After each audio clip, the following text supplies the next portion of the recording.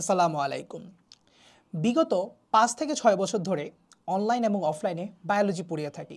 So biology পড়ানোর এই নানা অভিজ্ঞতায় অফলাইন এবং অনলাইনে স্টুডেন্টের মধ্যে আমি অনেক সময় একটা জিনিস ফেস করেছি যে তারা বায়োলজি মনে রাখতে অনেক বেশি সমস্যা হয়।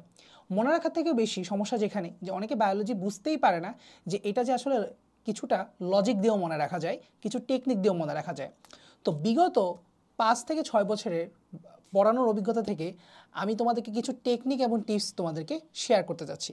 সো মূলত আমি আসলে বলতে পারি যে আমি কিভাবে বায়োলজি পড়াই, কে কিভাবে বাংলাদেশে বায়োলজি পড়াই সেটা আমি যদি নাও বলি, আমি অ্যাটলিস্ট নিজের ব্যাপারে বলতেই পারি যে আমি কিভাবে বায়োলজি পড়াই এবং আমি বায়োলজি পড়ানোর সময় কী কী টেকনিকগুলো অবলম্বন করি যাতে স্টুডেন্টের কাছে জিনিসটা সবচাইতে ইজিয়েস্ট করে বোঝানো যায়। সো চলো শুরু করা যায়। প্রথমেই আমি স্টুডেন্টদেরকে বলি তোমরা একটা চ্যাপ্টারে ইম্পর্টেন্ট টার্মিনোলজিগুলো এবং কিওয়ার্ডগুলো যাতে তোমরা ধরে ফেলতে পারো। যেমন কথার কথা যদি আমি বলি, তুমি যখনই পরিপাকের চ্যাপ্টারটা পড়বে খেয়াল রাখবে যে কোনো একটা এনজাইমের নামের শেষে কি আছে, এইচ শব্দটা আছে। অর্থাৎ যে কোনো এনজাইমের নামের শেষে সবসময় এইচ থাকবে। তোমার যদি কখনো পরীক্ষায় প্রশ্ন আসে নিচের কোনটি পরিপাককারী এনজাইম, লিপিড পরিপাককারী এনজাইম বা যে কোনো ধরনের এনজাইমের কথা বলে, তোমার কোনো একটা অপশানে তুমি যদি দেখো এইচ যুক্ত কোনো অপশান নেই, তার মানে সেটা হয়তো এনজাইম না। তাহলে তুমি আগে কিন্তু এটা কেটে দিতে পারবে। তাহলে এটাই হচ্ছে আমাকে টেকনিকের সাহায্যে বায়োলজি পড়া। সো নাম্বার 1 হচ্ছে টার্মিনোলজিগুলো বোঝা এবং হচ্ছে কিওয়ার্ড, এটাকে বলা হয় কিওয়ার্ড। এখন টার্মিনোলজি ব্যাপারে যদি আসি, বায়োলজিতে দেখবা যে অনেক শব্দের শেষে সাইট যুক্ত। সাইট শব্দের অর্থ কি? সেল। অনেক শব্দের শেষে দেখবা ব্লাস্ট যুক্ত, এটাও সেল কিন্তু একটা অপরিণত সেলকে বলা হয় ব্লাস্ট এবং একটা পরিণত সেল বা একটা পরিণত কোষকে বলা হয় সাইট। তো এইভাবে আমরা জাস্ট একটা শব্দের শেষের অংশটুকু সাফিক্স বা প্রিফিক্স দেখেই আমরা কিন্তু বলে ফেলতে পারি। ঠিক তেমন আমি যদি শব্দটা আরেকটা অনেকটা শব্দ বলি, এনিমিয়া। এনিমিয়া। সো এমিয়া মানে লাস্টের এমিয়া মানে হচ্ছে ব্লাড আর এ মানে হচ্ছে নাই। তাহলে রক্তে কিছু একটা নাই, মিসিং। সো কি মিসিং? আরবিসি কমে গেছে, অর্থাৎ হিমোগ্লোবিন মিসিং। সো এই ধরনের অনেক সুন্দর সুন্দর তুমি যদি টার্মিনোলজি ব্যবহার করো এবং কিওয়ার্ড ধরে ধরে পড়তে পারো, তুমি অনেক কিছুই বুঝে যেতে পারবা। আরও কিছু উদাহরণ দিই, যেমন বায়োলজিতে সাইটোসিস মানে বেড়ে যাওয়া, আর লিউকো শব্দটা আসে হচ্ছে লিউকোসাইট বা শ্বেত রক্তকণিকা থেকে। তার মানে লিউকোসাইটোসিস মানে কি? শ্বেত রক্তকণিকার পরিমাণটা বেড়ে যাওয়া, তাই না? তাহলে এখন তোমরাই বলতে পারবা যে যদি প্লেটেলেট বা অনুচক্রিকার পরিমাণ বেড়ে যায় তাহলে সেটাকে আমরা কি বলতে পারি? থ্রোম্বোসাইট হচ্ছে প্লেটেলেটের নাম, প্লেটেলেটের অপর নাম হচ্ছে থ্রোম্বোসাইট, আর বেড়ে যাওয়াকে আমি বলছি সাইটোসিস। তার মানে থ্রোম্বোসাইটোসিস। কি মজা না? সো এরকম করে কিন্তু আমরা আসলেই অনেক অনেক জিনিসপত্র নিজেরাই বুঝে ফেলতে পারি যে কিওয়ার্ড ধরে এবং টার্মিনোলজি ধরে। তাহলে এই একটা গেলো ফর্মুলা। দ্বিতীয় ফর্মুলা যেটা আমি সবচেয়ে বেশি অ্যাপ্লাই করি স্টুডেন্টদের উদাহরণ মনে রাখার জন্য, বায়োলজিতে দেখবা একটা কারণে স্টুডেন্টদের মনটা একদম বিষিয়ে উঠে যে আমি আর বায়োলজি পড়বো না, বায়োলজি কোনো লজিক নাই, বায়োলজি মনে রাখা যায় না, 10 বার 15 বার 20 বার রিভিশন দিয়ে মনে রাখতে পারি না। বাট আমরা যদি সিম্পল কিছু নেমোনিক্স ব্যবহার করতে পারি, যেমন যেটা আমি আমার কোর্সের স্টুডেন্টদেরকে সব সময়, আমি জানি যে এই সকল উদাহরণগুলো পরীক্ষায় আসে আর ওটা এটা পারবে না, এটা একদম আমি আগে থেকেই জানি, কারণ আমি নিজেও ফেস করছি এই সমস্যাগুলো ইন্টারে। সো আমি টিচার হিসাবে সবার আগে ওই কাজগুলো সহজ করে দিতে চাই। তো যেমন আমি তোমাকে বলি, ধরো তোমার পরীক্ষা আসলো গ্রাম পজিটিভ ব্যাকটেরিয়া নিচের কোনটি, ঠিক আছে? তাহলে আমি পড়াই হচ্ছে, তুমি মনে রাখবে গ্রাম পজিটিভ ব্যাকটেরিয়া তো সেল মেমব্রেন সেল ওয়াল মোটা থাকে, কিন্তু তার জীবনে তাও দুঃখ আছে। সো সে মনে দুঃখে বলে 1,00,000 কষ্ট। সো এই 1,00,000 কষ্ট থেকে কি বের করতে পারি?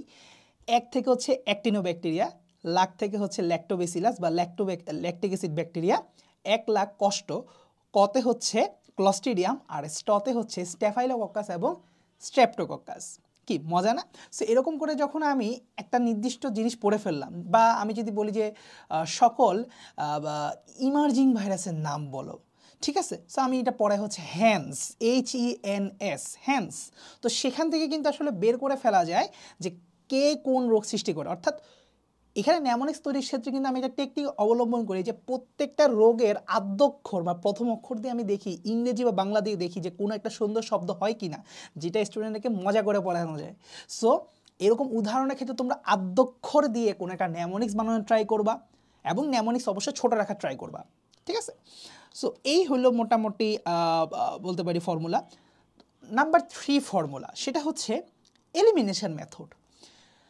এইটা আমরা স্টুডেন্টরা বুঝতে পারি না। যেমন হচ্ছে আমি যদি ডিএনএ ভাইরাসের সকল উদাহরণ পড়ে ফেলি, আমাকে আরএনএ ভাইরাসের উদাহরণ পড়া দরকার আছে? বোকা ছেলে, বোকা মেয়ে, পড়ার দরকার আছে? নাই কিন্তু, কারণ ভাইরাস আছে 2 প্রকার। আমি শুধুমাত্র ডিএনএ ভাইরাসের এক্সাম্পল মনে রাখার জন্য একটা টেকনিক শিখে নিব, সেটা ভাইয়ার ভিডিও থেকে হোক, ভাইয়ার কোর্সে ভাইয়া যা পড়েছে সেখান থেকে শিখে নিব, বাইরে নিজে বানাবো, একটা জায়গা থেকে বানাবো। আরএনএ ভাইরাসের দরকার আছে তোমার? নাই। গ্রাম পজিটিভ ব্যাকটেরিয়ার উদাহরণ জানলে গ্রাম নেগেটিভ ব্যাকটেরিয়ার উদাহরণ তোমার কি দরকার আছে? নাই। তো এরকম করে তোমাকে কিন্তু বুঝতে হবে যে তুমি একটা বায়োলজি যদি 100টা উদাহরণ থাকে, 100টা টাইপের উদাহরণ থাকে, জাস্ট তুমি 50টা টাইপের উদাহরণ কষ্ট করে মুখস্থ করো, বাকি 50টা টাইপ তোমাকে অটোমেটিক্যালি গাইড করবে তোমার সত্যের দিকে, ঠিক আছে? তো একটা জিনিস আমি অনেক আগে শুনছিলাম যে তুমি যদি সত্যকে চুজ না করতে পারো, মিথ্যা তোমাকে অটোমেটিক ধরে ফেলবে। সো এই জন্য হচ্ছে ব্যাপারটা এরকম, তুমি যদি 50% সত্য কথা বলে ফেলতে পারো, 50% অটোমেটিক তুমি সত্য ধরে ফেলতে পারবা। তো এই হলো ঘটনা। নাম্বার 4 যে কথাটা বলবো সেটা হচ্ছে লজিক। একটু লজিক দিয়ে পড়ার চেষ্টা করবা, যে ধরো অমুক ঘটনাটা ঘটছে বলে দ্বিতীয় ঘটনা ঘটতেছে। যেরকম এখন আমি যদি তোমাকে বলি বাম নিলয়ের প্রাচীর হচ্ছে ডান নিলয়ের প্রাচীর থেকে 3 গুণ পুরু। এখন তুমি যদি বারবার ওই যে গাছের পাতা সবুজ, গাছের পাতা সবুজ, গাছের পাতা সবুজ এরকম করে পড়তে থাকো, তাহলে কি তোমার জীবনও মনে থাকবে? থাকবে না। তোমাকে জানতে হবে কেন বাম নিলয়ের প্রাচীরটা ডান নিলয়ের প্রাচীর থেকে 3 গুণ পুরু। কারণ বাম নিলয়কে এওটার মাধ্যমে সারা দেহে রক্ত পরিবহন করতে হয়, তো তার উপর প্রেশারটা বেশি, তো তার মাসেলের বাল্কটা বেশি দরকার, মায়োকার্ডিয়াম বেশি দরকার, দ্যাটস ওয়াই তার প্রাচীরটা মোটা। আমি আরও ডিটেলস হয়তো বলতাম, বাট ভিডিওর জন্য শর্টকাটে বলতেছি। তো এই হলো ঘটনা। তোমাকে কিন্তু মেইন কারণগুলো সহ জানতে হবে লজিকের সাথে। তারপর যেমন আরও অনেক সুন্দরভাবে অনেক সুন্দর উদাহরণ আছে, আমি আসলে ভিডিও বানানোর সময় আমার এখন ঠিক মনেও পড়ছে না আসলে, ঠিক আছে? সো প্রত্যেকটা জায়গায় খুব লজিক্যালি মনে রাখা যায়। যেমন গাছের পাতা সবুজ দিয়ে তোমার যে মজা করলাম, এখানেও মনে রাখার বিষয় হচ্ছে কেন গাছের পাতা সবুজ। ক্লোরোফিল থাকে, শুধু ক্লোরোফিল থাকে, ক্লোরোফিল এ থাকে না, ক্লোরোফিল বি থাকে। ক্লোরোফিল এ কত পার্সেন্ট থাকে, বি কত পার্সেন্ট থাকে, ক্লোরোফিল এর কালার কীরকম, ক্লোরোফিল বির আসলে কালার কীরকম, দুইটার কালার কিন্তু সেম না, ঠিক আছে? একটু বইয়ের ভিতরে পড়লে জানবা। তো এই তো একটু লজিক দিয়ে যখন পড়তে যাবা, চিন্তা করতে যাবা, অনেকগুলো জিনিস একত্রে তোমার মাথার মধ্যে ঘুরতে থাকবে, এটার সাথে এটা লিঙ্কিং দ্য থটস। এটাকে আমি বলতে পারি কি লজিক এবং লিঙ্কিং দ্য থটস। 3-4টা থট যখন একসাথে মিলায়ে পড়বা, তখন 7-8টা ইনফরমেশান তুমি কখনোই ভুলবা না। ভুললে পুরোটাই ভুলে যাবা, না ভুললে 7-8টা ইনফরমেশানে একটাই ভুলবা না, ঠিক আছে? সো এই হলো মোটামুটি ঘটনা। এবং এখন আমার 4টা টেকনিক শেষ, 5 নাম্বার টেকনিক, সেটা হচ্ছে ফ্লো চার্ট ফর্মুলা। যে কোনো একটা জিনিস তুমি ফ্লো চার্টের মাধ্যমে পড়ার চেষ্টা করবা। যেমন সে টু সে আসলো যে রুই মাছের শ্বসন কৌশল, তো কিসের পর কিসের ঘটনাগুলো ঘটলো, তুমি একটা সিকোয়েন্স ফ্লো চার্ট বানাও। ধরো আসলো ঘাস ফড়িংয়ের রক্ত সঞ্চালন, কোথা থেকে কোন প্রকোষ্ঠ থেকে কোথায় রক্ত গেল সেটা পড়বা। ঘাস ফড়িং বাদ দাও, মানুষের রক্ত সঞ্চালন, যে কোনো একটা কোথা থেকে কোথায় রক্ত গেল সেটা একটা ফ্লো চার্ট বানাবা। সো এই ফ্লো চার্ট টেকনিক তোমাকে অনেক অনেক বেশি অ্যাডভান্টেজ দেবে বায়োলজি। অনেক বড় বড় চক্র, অনেক বড় বড় প্রক্রিয়াগুলো তোমাকে ইন শর্টে মনে রাখার জন্য। যেমন ক্র্যাবস চক্র তুমি যদি বর্ণনা করে লেখো, কিংবা C3 চক্র তুমি যদি বর্ণনা করে লেখো, তুমি দেখবা 3 পেজও শেষ করতে পারতেছো না, এরকম হইতে পারে। বাট এই চক্রটাকে তুমি যদি একটু সামারাইজ করে 1 পেজের মধ্যে একটা ফ্লো চার্ট বানায় ফেলো, চক্র বানায় ফেলো, দেখো কত সোজা, এখান থেকে এখানে তৈরি হচ্ছে, এখান থেকে এটা তৈরি হচ্ছে, এটা থেকে এটা তৈরি হচ্ছে, ঠিক আছে? আবার এখন আসো, তোমার এখন 5 নাম্বার না 6 নাম্বার প্রশ্নের উত্তর হইতে পারে যে ভাইয়া এই চক্র আবার কেমনে মনে রাখবো। উত্তর কিন্তু 2 নাম্বারেই লুকায় আছে, বা 1 নাম্বারে 2 নাম্বারেই লুকায় আছে, নেমোনিক্স। সো প্রতিটা বিক্রিয়া কার, মানে বিক্রিয়কগুলো কার পর কোনটা আছে এটা মনে রাখার একটা টেকনিক খুঁজে বের করবা, অথবা লজিক দিয়ে মনে রাখবা যে এটার পর এটা, এটার পর এটা, এটার পর এটা হবে। সো 6 নাম্বারের এই প্রশ্নের উত্তরে আরেকটা উত্তর দেওয়া যেতে পারে যে 6 নাম্বার তোমরা কী টেকনিকটা ফলো করতে পারো। 6 নাম্বার টেকনিকটা হতে পারে বারবার লিখে লিখে পড়া, এটার বিকল্প নাই। কিছু মানে ওল্ড স্কুল ফর্মুলা কখনোই never gets old, it always remains gold, মানে বলে না যে ওল্ড ইজ গোল্ড। সো এই গোল্ড বা ওল্ড ফর্মুলাটাই কিন্তু অ্যাকচুয়ালি গোল্ডেন ফর্মুলা, যে তোমাকে বারবার লিখতে হবে, যে জিনিসগুলো মনে থাকবে না, একান্তই মনে থাকবে না, যেসব জিনিসের একান্তই নেমোনিক্স হবে না, বা নেমোনিক্স বানাতে গেলে কঠিন হয়ে যাচ্ছে, মনে উল্টা থাকছে না, নেমোনিক্স মনে রাখার জন্য আরেকটা নেমোনিক্স লাগতেছে, সেই ক্ষেত্রে তুমি এটা করতে পারবে না। বা হচ্ছে যে বারবার লিখে লিখে পড়বা যে অমুক বিক্রিয়কের পর তমুক বিক্রিয়া হবে, তমুক বিক্রিয়া হবে, এগুলো একটু লিখে পড়তে হবে। যেমন শারীরতত্ত্ব, উদ্ভিদ শারীরতত্ত্ব চ্যাপ্টারটা কিছুটা কঠিন তোমাদের জন্য, বাট আমি তোমাদেরকে এটা মোটামুটি যথাযথ সহজ করে পড়ানোর ট্রাই করি। তো যাই হোক, সো এখানে লাস্টে আমি আবার কোর্সের একটা মার্কেটিং করেই যাব। সো ভাইয়া কিন্তু already basic to advance biology কোর্সটা চলমান আছে। এখানে তুমি যে কোনো সময় ভর্তি হবা, ভাইয়া থেকে 24/7 তুমি রেসপন্স পাবা।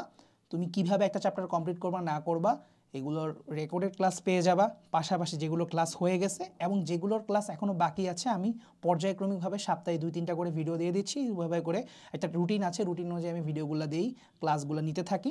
তো বেশ কিছু এখনও চ্যাপ্টার বাকি আছে, বাট যারা এইচএসসি 25 শর্ট সিলেবাসে বলা যায় ম্যাক্সিমাম চ্যাপ্টার আমার নেওয়া ডান বলতেই পারি। আর হচ্ছে 26-এর জন্য তারা 200+ স্টুডেন্ট জাস্ট 26-এর একদম মানে নগদে এনরোল, ঠিক আছে, মানে একদমই হচ্ছে যে মানে শিওর প্লাস এনরোল, এছাড়াও আরও 100+ হয়তো আছেও। সো আসলে ভাইয়া খেয়ালও নাই। তো যাই হোক, তোমাদের কাছে বলা এই কারণে যে অনেকেই বায়োলজির জন্য অনলাইনে নির্ভরযোগ্য কোর্স খুঁজে থাকো, হ্যাঁ, এবং অনেকে ভাইয়ার ক্লাস পছন্দ হয় আমি জানি।